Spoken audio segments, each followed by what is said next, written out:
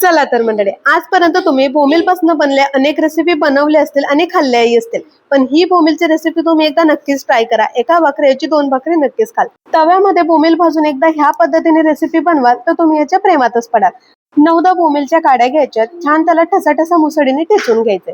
त्यानंतर बोंबीलला छान साफ करून घ्यायचे, म्हणजे त्याच्या आजूबाजूचे पंख काढायचे. त्यासोबत माने देखील कट करून घ्यायचे. या पद्धतीने सर्व बोंबील आपल्याला छान साफ करून घ्यायचे. साफ केलेले बोंबील आता आपल्याला तव्यावरती टाकायचे. तव्यावरती बोंबील टाकून छान 2 ते 3 मिनिटापर्यंत बोंबील काळे होत नाही तोवर त्याला भाजत राहायचंय. बोंबील आता छान भाजून झाले, छान काळे पण झाले. आता त्याला गार पाण्यात टाकायचंय आणि त्यानंतर त्याला छान पद्धतीने हाताने असं छान चोडून धुवून घ्यायचे. बोंबील धुतल्यामुळे त्यावरचा घाण तर निघतेच, त्यासोबत खारटपणा देखील कमी होतं. आता काय करायचंय ना, गॅसवर एखादा तवा ठेवायचा किंवा पॅन ठेवायचा. त्यामध्ये 1 ते 2 चमचा तेल घालायचंय. तेल छान गरम झालं का 1 चमचा राई, 1 चमचा जिरं छान तडतडू द्यायचंय. त्यानंतर त्यात 2-3 कढीपत्त्याची पानं घालायची, जाडसर ठेचलेला लसूण घालायचाय, अर्धा चमचा आल्याची पेस्ट घालायची, बारीक चिरलेला 1 कांदा घालायचाय. छान 2 ते 3 मिनिटापर्यंत कांदा छान गुलाबी होईल तोपर्यंत त्याला परतवून घ्यायचंय. कांदा छान लाल झाला की त्यात आपण धुतलेले बोंबील त्याला छान बारीक तुकड्यांमध्ये कट करून घ्यायचे व ते पण घालायचे. बोंबीलचे तुकडे तुम्हाला तुमच्या हव्या त्या साईज मध्ये त्याला कट करून घ्यायचे. छान परतून झालं की त्यात बारीक चिरलेले टोमॅटो घालायचा आहे, चवीपुरता मीठ घालायचंय. छान टोमॅटो मऊ होईल तोपर्यंत त्याला परतत राहायचंय.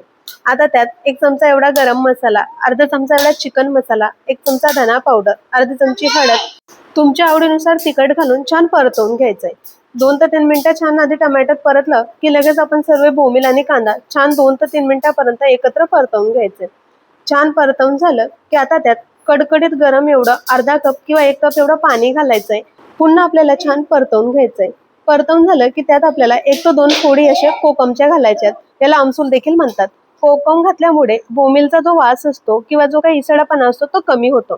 झाकण झाकून 2 ते 3 मिनिटापर्यंत छान पाणी आटेपर्यंत त्याला छान शिजवून घ्यायचंय. तयार झाली आपली झणझणीत गावरान बोंबीलची चटणी. आता यावरती बारीक कट केलेला हिरवा कोथिंबीर घालायचा आहे.